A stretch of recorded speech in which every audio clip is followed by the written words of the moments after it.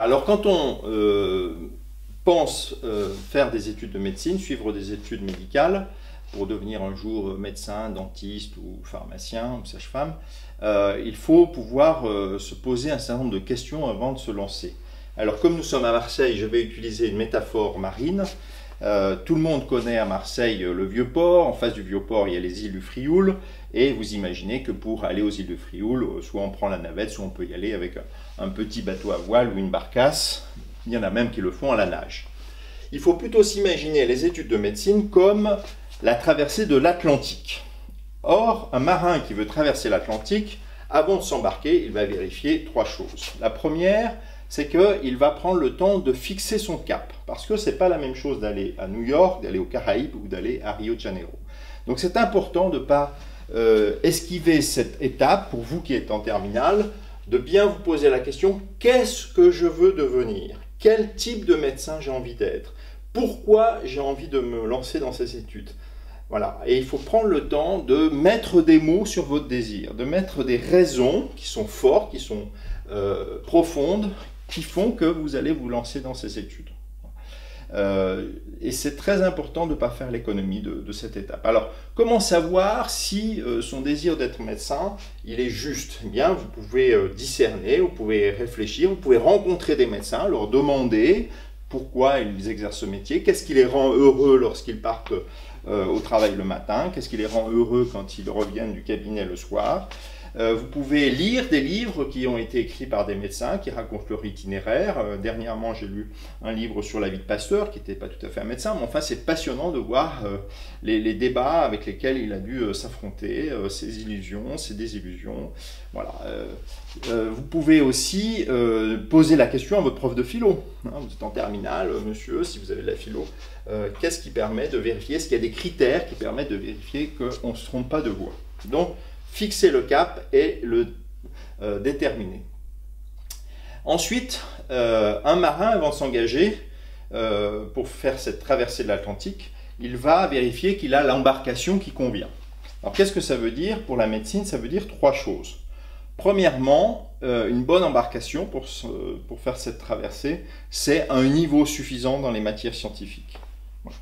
La première année en particulier, si vous faites parcours d'accès santé, repose sur des connaissances scientifiques. Vous serez évalué sur votre capacité à comprendre des choses qui sont compliquées sur le plan scientifique, qui sont spéculatives, abstraites souvent. Voilà, il y a des maths, il y a de la biophysique, il y a de la biochimie, il y a de la biologie cellulaire, des choses qui sont compliquées. Et donc, il faut avoir une tournure d'esprit qui soit scientifique. Donc, nous estimons que lorsqu'on fait la moyenne dans les matières scientifiques, en première, en terminale, la moyenne de ces notes doit être égale ou supérieure à 11. Voilà. C'est un minimum. Dans certains lycées, 11, c'est une bonne note. Dans d'autres lycées, il vaut mieux avoir 12 ou 13. Voilà. Donc ça, c'est important. Il ne faut pas se raconter des histoires. Si on a un niveau trop faible dans les sciences, ça va être difficile de suivre ces études, parce que la sélection repose entre autres sur cela. Alors ceux qui vont ensuite plutôt opter pour une licence avec option santé, il faut peut-être des capacités scientifiques un peu moindres, mais sachez quand même que dans la suite des études, il faut quand même avoir un esprit scientifique. La deuxième chose qu'un marin va vérifier avec son embarcation, c'est pour la médecine, c'est avoir des grosses capacités de travail. Parce que, et j'insiste là-dessus, parce que il faut s'imaginer que vous avez 4 heures de cours chaque jour, 5 jours par semaine, auxquels il faut ajouter environ 6 heures de travail personnel, 6 à 8 heures de travail personnel par jour, et 8 à 10 heures le samedi et le dimanche, et cela pendant 14 semaines au premier quadrimestre, 16 semaines au deuxième quadrimestre. Donc c'est une expérience que vous n'avez jamais vécue quand vous êtes en terminale, et donc c'est très important de vérifier que vous avez ces capacités. Alors comment faire pour savoir si on a les capacités de travailler autant? Vous pouvez faire ce petit exercice à la maison. Voilà, vous aurez, je pense, au cours du trimestre, un bac blanc au lycée. Un bac blanc, généralement, il est programmé sur un début de semaine, lundi, mardi, mercredi. Alors vous allez essayer les 15 jours qui précèdent, les 2 semaines qui précèdent, de totaliser 120 heures de travail, que je décompose ainsi. La première semaine du lundi au dimanche et la deuxième semaine du lundi au vendredi, puisque le samedi et dimanche, juste avant le bac blanc, on se détend, on ne travaille pas, c'est un principe, on se détend, on se repose, on dort plus, on relit éventuellement quelques fiches, mais ça ne sert à rien de travailler juste avant le bac blanc. Si vous travaillez la veille jusqu'à 23 heures, ça veut dire que vous êtes quand même mal parti pour l'épreuve. Donc prenez du temps juste avant pour avoir toutes les forces et toutes les capacités et les facultés pour ensuite être performant le jour du bac blanc. Mais les jours qui précèdent, on va partir du principe que vous avez 30 heures de cours. Si vous avez 30 heures de cours au lycée, vous rajoutez la première semaine du lundi au dimanche 40 heures de travail personnel. Et la deuxième semaine du lundi au vendredi, vous rajoutez 30 heures de cours, vous rajoutez 20 heures de travail personnel, ça fait 50. 50 et 70, 120. Si vous y arrivez, alors la première chose qu'on peut dire, c'est que l'avantage, c'est que si vous faites ça, vous aurez très bonne note au bac blanc, c'est sûr. Et si vous y arrivez, ça veut dire que si, au bout du compte, ça vous laisse serein, vous n'êtes pas à ramasser à la petite cuillère, que vous avez pu renoncer à votre série favorite, que vous avez renoncé à être sans cesse pendu sur votre téléphone portable pour tchatcher avec vos amis, si vous avez renoncé à passer du temps au café, alors maintenant avec le Covid c'est plus difficile, mais voilà, si quand vous sortez de cours vous allez tout de suite vous mettre au travail, si vous n'avez pas trop tiré sur vos heures de sommeil, préservez 8 heures de sommeil par jour, eh bien c'est plutôt bon signe.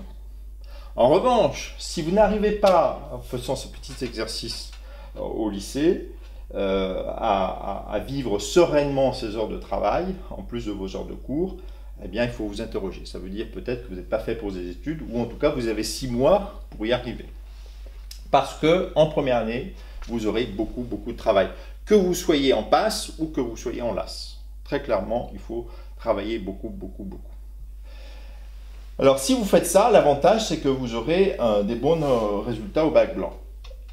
Ce qui me permet de faire une transition par rapport à mon troisième point, parce que en médecine, vous pouvez travailler beaucoup et ne pas avoir de bons résultats, en tout cas immédiats.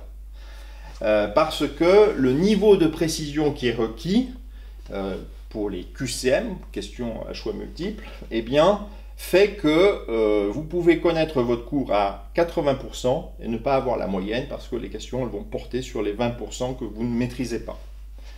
Et donc, ça suppose une troisième qualité, des grosses capacités scientifiques, des grosses capacités de travail et aussi une capacité à durer dans quelque chose qui est difficile.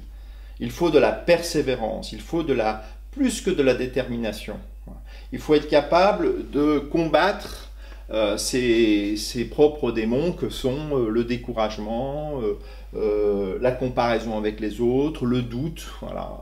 Et il faut être capable de traverser cette période qui est éprouvante parce que même des gens qui ont de très bons résultats en terminale, eh bien, parfois ont beaucoup de difficultés pour avoir des bonnes notes. Alors il faut pouvoir s'accrocher. Le travail finit toujours par payer, mais le résultat n'est pas toujours immédiat. Voilà, donc un cap, une bonne embarcation, des capacités de travail, des capacités scientifiques et de la détermination, de la combativité. Alors quand je parle de combativité, c'est pas se battre contre les autres, encore une fois, c'est se battre contre ses propres faiblesses, ses propres vulnérabilités. Il faut durer, un peu comme le sportif qui s'entraîne et qui s'accroche pour être performant le jour d'une épreuve sportive. La troisième chose qu'il faut considérer avant de s'embarquer, c'est que le marin qui part sur l'Atlantique, eh bien, c'est très difficile pour lui de quitter le navire en pleine mer. Alors ça veut dire quoi? Ça veut dire que si vous passez le cap de la première année, vous passez en deuxième année, troisième année, vous partez vers le grand large, eh bien, si vous vous rendez compte que vous n'êtes pas fait pour ça, eh bien, c'est très difficile de vous réorienter. Vous n'avez quasiment aucune équivalence. Il faut quasiment repartir à zéro dans une autre filière. Hein, si vous faites une prépa pour devenir ingénieur, avec un métier d'ingénieur, vous faites 1000 métiers. Si vous faites Sciences Po, après Sciences Po, vous faites 1000 métiers. Quand vous faites médecine, il faut envisager le fait que pendant toute votre vie, vous allez vous occuper de malades.